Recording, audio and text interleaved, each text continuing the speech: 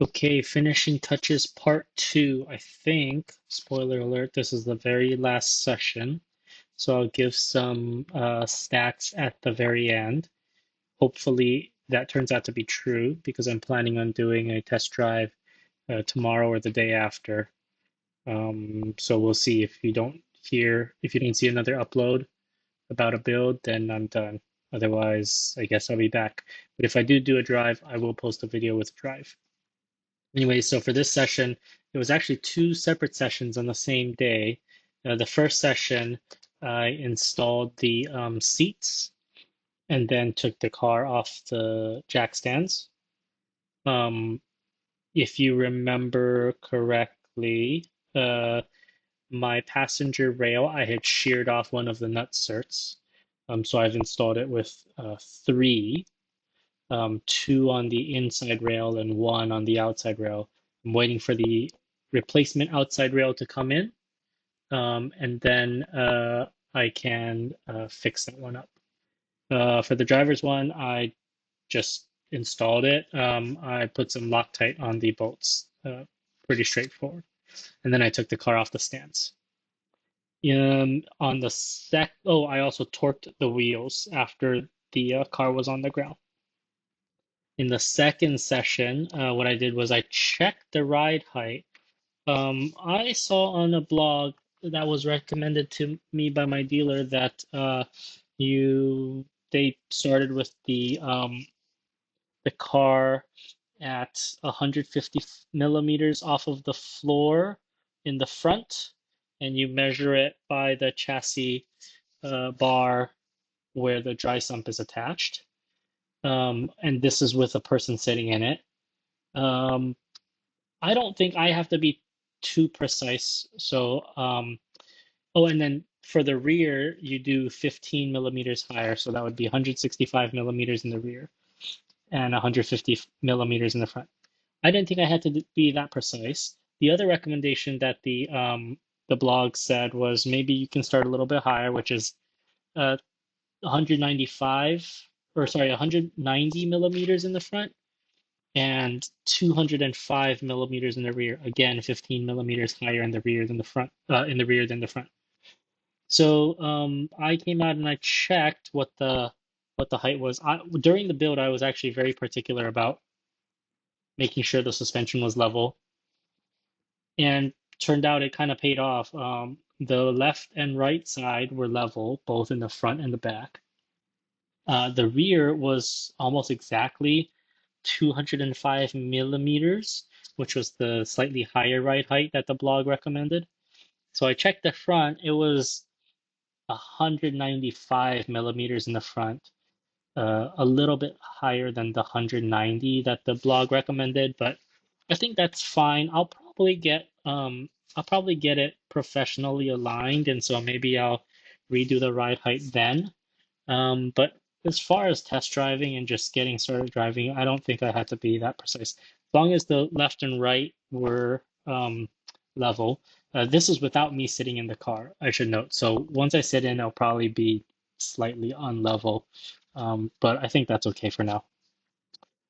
I also installed the windscreen and aero bracket. So my aero screen came in, and instead of having to undo all the nuts and bolts and tighten it on both sides each time, it came with these brackets that you can install where you just undo the outside cap head screws, and then you can switch the windscreen and the aero screen. I didn't switch to the aero screen. I'm gonna stick with the windscreen for now, but I did switch out the bracket so that when I do want to switch, it should just be a 5-minute job. From the last session, remember my coolant level issue. I just ran the car again, paying attention to the coolant level. I didn't have to add more coolant. I didn't have to siphon more coolant. It worked out fine this time. And then the rest of the night was just sort of spraying down the car, wiping down the car, and then doing some spraying some ceramic onto the car and sort of protecting it a little bit. And then I installed the bonnet and the nose, and then I installed the Caterham stickers. Um, I had originally planned, so I bought some PPF that's cut exactly for the Caterhams from the UK. That came in, however, when I opened it, there was nothing in it besides the instructions and a squeegee and a little microfiber. I think what happened was customs must have taken it. Not really sure what happened there. So the vendor is actually sending me a new one. So whenever that comes in, I will be installing that. Um, but that's, I think, all I have to do for the car. So I'm gonna do a test drive hopefully soon and hope that the car works properly and I don't get stranded outside because of something dumb I forgot. But when I do that, I will post a video. So to give some build stats, I received my kit in November of 2024 from the shipper. I didn't start building it until January 6th of 2025. I finished installing it, or I finished building it on August 20th. So basically 8.5 months, 107 hours. Then I realized my clutch issue. I had to disassemble it. So disassembly took 12 hours and reassembly took 24 hours. So the total build time was 143 hours. Um, that's not terrible. The 107 hours from like starting the kit to finishing the first build, if you don't have any problems, I think it's not terrible either. Um, that said, none of this time includes like research time I did outside of the garage. This is just straight garage time. Um, So, interesting tidbit, 143 hours total, or 107 hours if I didn't have the issue. That said, I got pretty good at taking the engine out and reinstalling it.